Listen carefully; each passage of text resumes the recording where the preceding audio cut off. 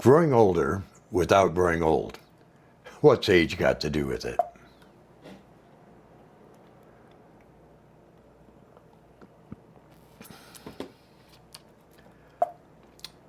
Hello, everybody. Welcome back to It Ain't That Bad, the podcast. My name is Mike. Last time we talked about chronological age, that number on the calendar that tells us how many birthdays we've had. We talked about how age is only one part of the story.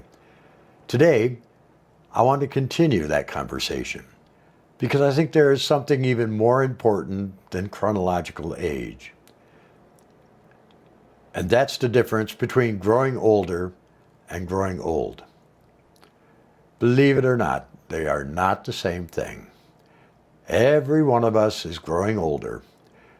We don't have much choice about that. The calendar keeps moving. The birthdays, they keep coming. The years keep passing. But growing old, that's something different. That's about how we approach life. It's about our health, our mindset, our curiosity, and our willingness to stay engaged with the world around us. So let's start with biological age. You may have heard that term before, biological age. It refers to how well your body is functioning compared to your actual age. In other words, your body may be older or younger than that number on your driver's license. We've all seen examples of this. You've probably met 75-year-olds who seem full of energy. They're active, they're involved, they're always doing something. And then you've met people 20 years younger who seem exhausted by life. Chronological age may be the same, but biologically, they're very different. Now, before anyone starts sending me an email, I'm not ignoring genetics. Some people are definitely blessed with better health than others. And there's some people that face serious medical challenges. But that's just reality. There are also things that are within our control, like exercise, moving our bodies, getting enough sleep, eating reasonably well, managing stress, and staying socially connected. These things actually matter. Maybe not enough to make us 25 again, but enough to help us stay healthier longer. And honestly, I think that's a much more realistic goal. I'm not interested in looking 30 again. Well, maybe I actually am, but I certainly wouldn't mind feeling a little better some mornings. And I suspect many of you feel the same way. Now let's talk about something that I find even more fascinating. Mental age.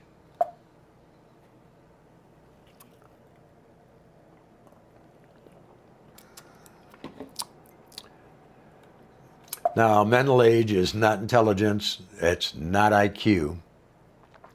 I'm talking about how we think about life and the world around us.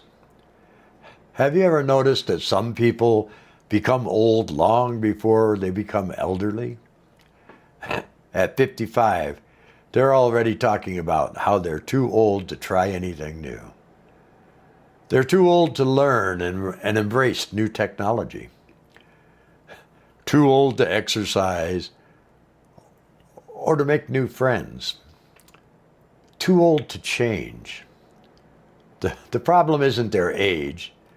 The problem is their mindset. Years ago, I heard somebody say that aging begins when curiosity ends. I also heard that old age and treachery beat youth and vigor every time, or something like that. I don't know if that's entirely true, but maybe there could be something to it. Curious people stay engaged. They ask questions. They learn new things. They adapt. They remain interested in life. And that's important because the world keeps changing whether we like it or not. Technology changes, society changes, the economy is always changing, cultures change. The question is whether we're willing to keep learning. Now, I'll admit, sometimes I feel like the world is changing a little faster than I can keep up with.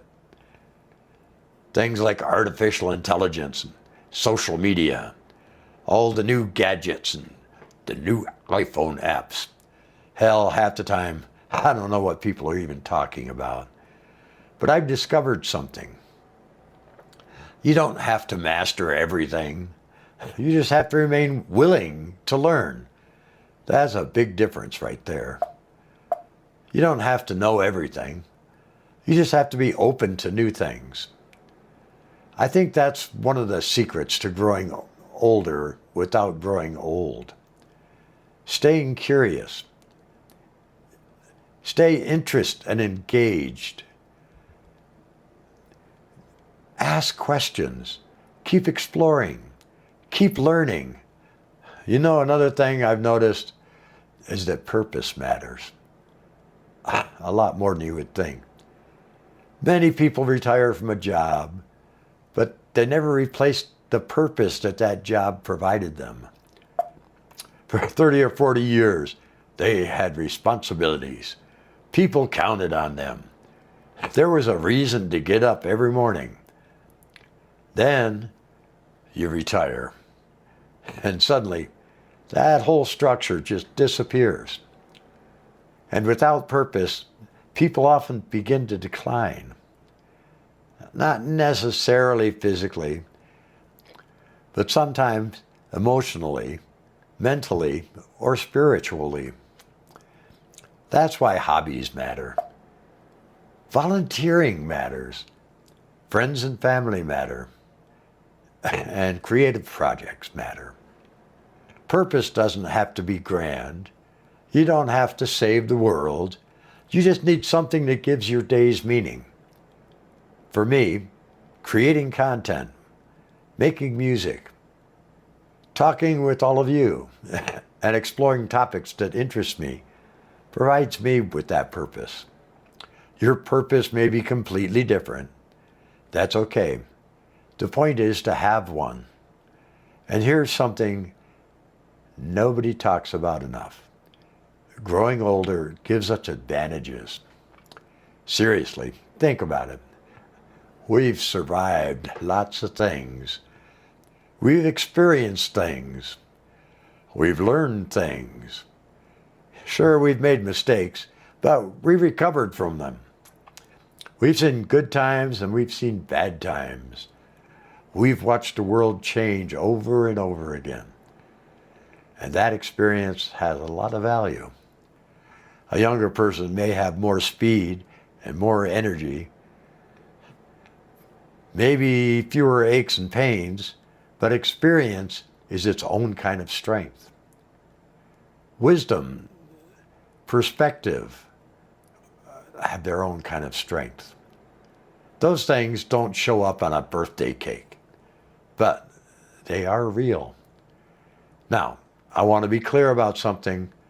Growing older without growing old doesn't mean pretending you're young. That's where a lot of people get confused. It doesn't mean denying reality. It doesn't mean ignoring health issues. It certainly doesn't mean trying to act like we're 25. It means accepting where we are while continuing to live life fully. That's a very different thing. I'm not trying to be younger than I am. I'm trying to be the best version of the age I actually am. And I think that's a healthier goal. Because let's face it, none of us is getting any younger, but all of us get to decide how we're going to approach the years ahead. We can focus on what we've lost in the past, or we can focus on what remains in the future. We can focus on limitations, or we can focus on possibilities. We can retreat from life, or we can continue participating in it. The choice isn't always easy, but it is a choice. So, what's age got to do with it? Less than most people think. Yes, the calendar matters. Yes, our bodies change. Yes, time moves forward. But age is only one piece of the puzzle. Your attitude matters. Your habits matter. Your relationships matter. Your curiosity and purpose matter. And perhaps, most importantly, your willingness to keep showing up for life matters. Because growing older is inevitable. Growing old is optional, at least in spirit. Thanks for joining me. I'd love to hear your thoughts. What do you think keeps people young at heart? Let me know in the comments down below. And until next time, remember, the goal isn't to stay young forever. The goal is to keep living fully for as long as you can. And most days, it ain't that bad. Thanks for listening, and we'll see you in the next one. Bye-bye.